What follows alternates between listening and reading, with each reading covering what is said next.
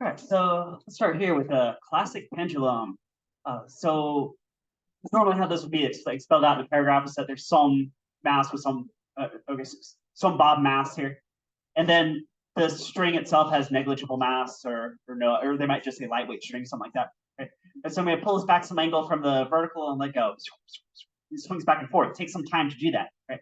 All right, let's see if you guys remember from a few weeks ago. Right, this time period t, is that the time from the left to the right, or is that the time from the left to the right and then back to the left again? What is that?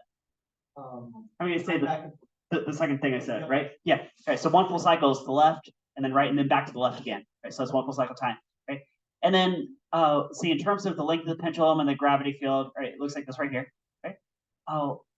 Let's go through some proportional type questions. Okay? What if I had two pendulums side by side, and they were exactly identical, except for one had 9 times the length of the other? Right? Guys, 9 times the length is going to be how many times the time period? 3. Because see, it's underneath the square root. A factor of 9 here. You can set up a system of equations and solve it, but that's what it would be, right? So factor 9 on that L is 3 times the time period. Right? What if you had 2 identical pendulums, except they were on 2 different planets, and one planet had 9 times the gravity field? 9 times the gravity field. Right? What would the time period be? 1/3. Right, 1/3. What if you had 2 identical pendulums, except that say one of them has 100 grams mass bob and another has 200 grams mass bob. So you double this m. Guys, if you double this mass, then what happens to the time period? No change. Tricky question. Yeah, no change, because right? The mass is not part of this expression. What about this? You guys see this angle, theta? Right? What if you put it at 5 degrees and let it swing back and forth? And then what if you like double that to 10 degrees, and then triple that to 15 degrees? Right? 5, 10, 15 degrees. How does that affect the time period? Also doesn't. No relationship there. So that angle theta is not part of this. Right? Now, it might be that if you guys get this as a free response type question, they might be looking for the detail. You might have to mention that theta is like 15 degrees or less sometimes, right? Because if you get bigger and bigger and bigger, if you look at like the horizontal position as a function of time, then as long as theta is small, it could really approximate like a mouse being on a spring, oscillating back and forth horizontally, right? But it gets bigger and bigger, then it starts to get a little bit worse, right? And so that might pick you up a point. Okay? All right.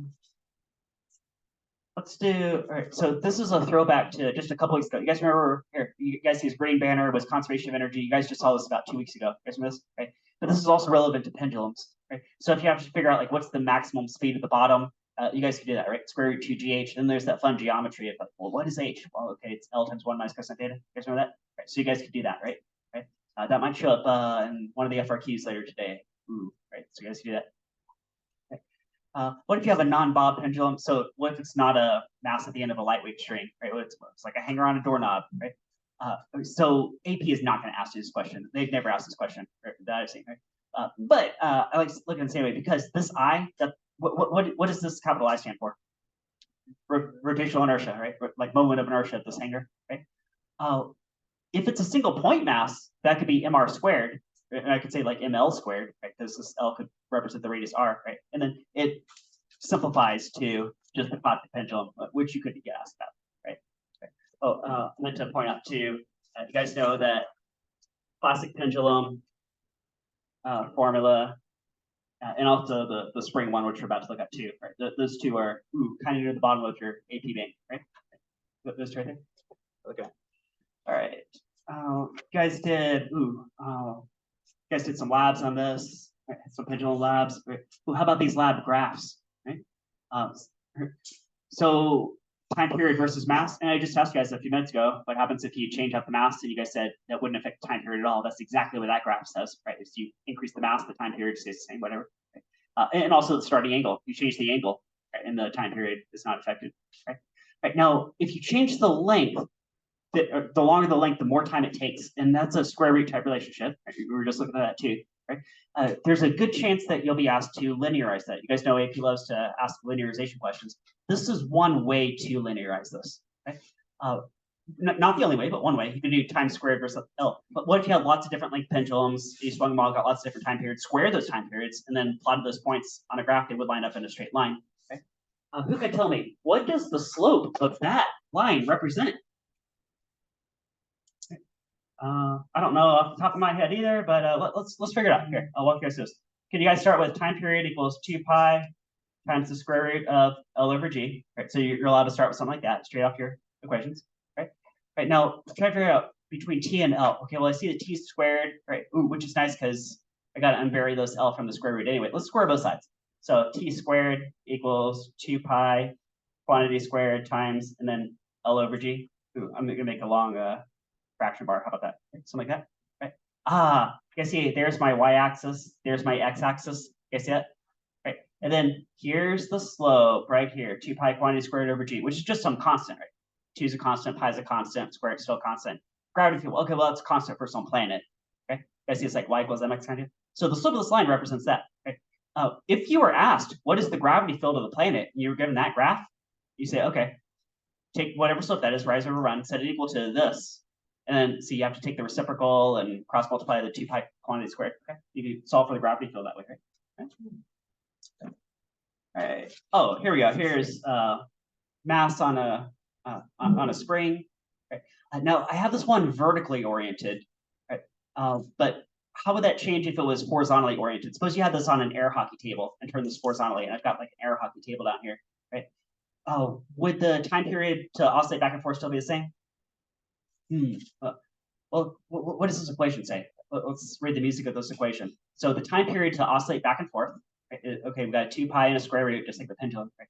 But now instead of L over G, we have M over K, right? So this mass and then this spring constant, right? Do you guys notice that gravity field is not actually part of that, right?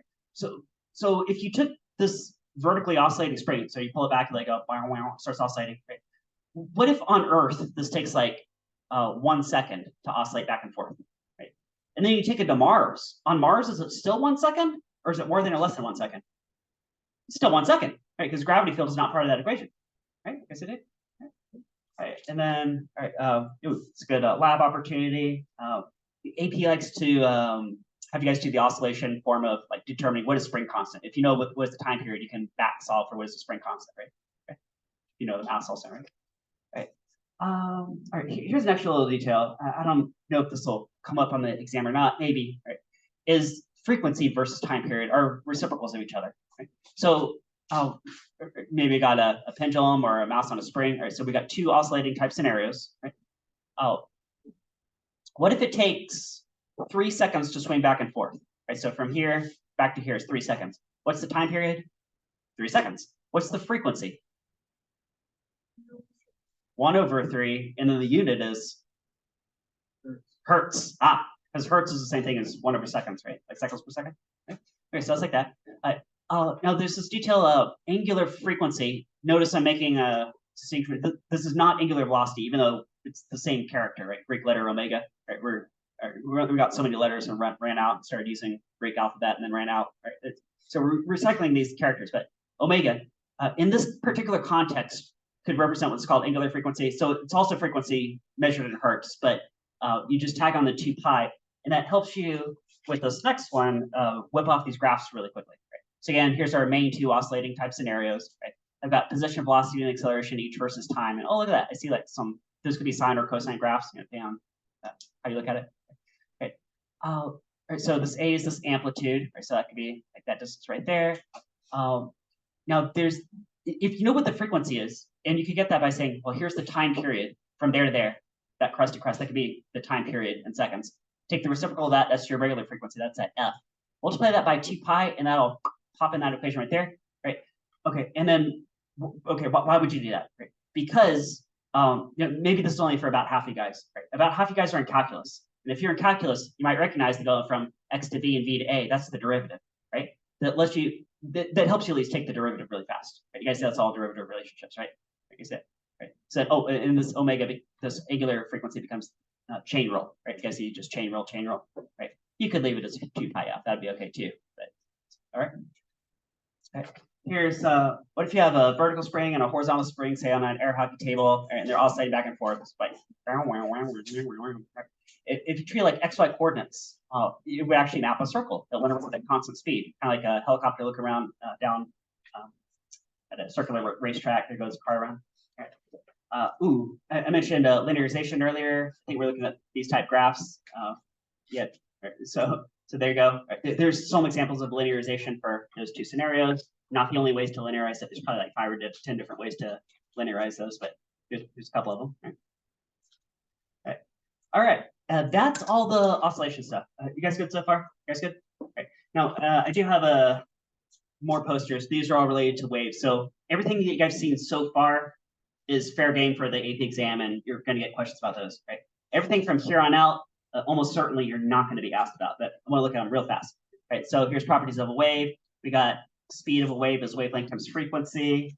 There's 2 main categories of waves. We got transverse versus longitudinal. You guys are hearing a sound wave right now from my voice to your ears. That's a pressure wave. That's like that bottom one. Okay. So high and low pressures. Right. Constructive and destructive interference. You can create these interference patterns, which lets you know that you're looking at waves rather than particles, like what distinguishes one category of motion rather than another. Oh, I think I did have you guys do this lab. You guys remember the tuning fork, right? And the pipe,